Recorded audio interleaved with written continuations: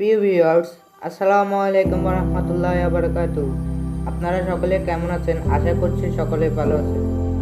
আমাদের আজকের গল্পটি এমন একটি সফলতার গল্প যা আমাদের দৃষ্টিভঙ্গি পুরোপুরি বদলে দেবে। একজন মানুষকে কখন আপনি সফল বলবেন?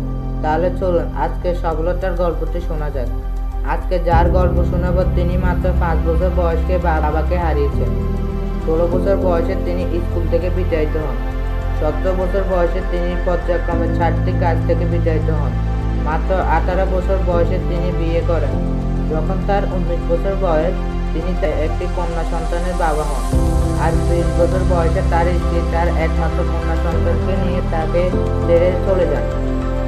এরপর 22 বছর বয়সে তিনি সেনাবাহিনীতে যোগ দেন। একই সাথে তিনি ল স্কুলে ভর্তির আবেদন করেন এবং বারবার তার আবেদন বাতিল হতে থাকে। ইতিমধ্যে তিনি তার সেনাবাহিনীর চাকরিও হারান। তারপর তিনি একটি ছোট ক্যাফেতে কাজ করার সিদ্ধান্ত নিলেন। 65 বছর বয়সে তিনি সেখান থেকে অবসর গ্রহণ করেন। অবসর নেওয়ার সময় তার হাতে সরকারিভাবে $105 একটি চেক দেওয়া হয়।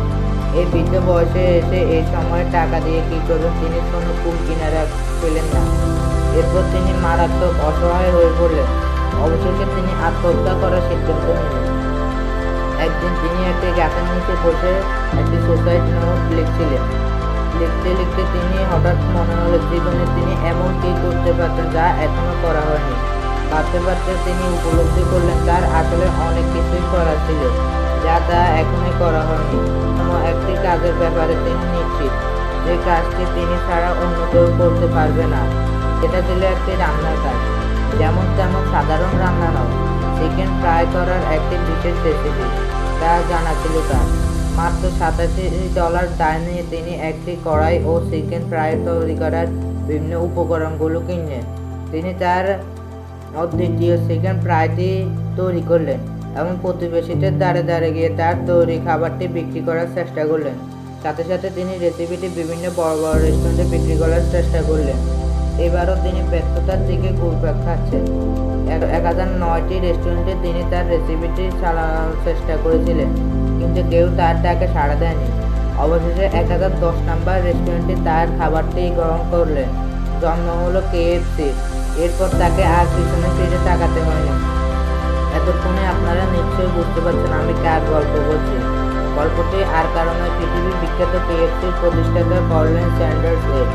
88 বছর বয়সে কনলে স্যান্ডার্স কয়েক মিলিয়ন ডলারের মালিক হয়ে ওঠেন, আর তার প্রতিষ্ঠান KFC হয়ে ওঠে পৃথিবীর দ্বিতীয় বৃহত্তম খাবারের সাম্রাজ্য।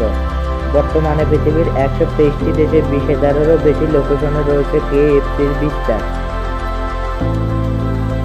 মনে রাখবেন, সফল হওয়ার সব উপকরণগুলোই আপনার আছে, আপনাকে শুধু সেটা খুঁজে নিতে হবে।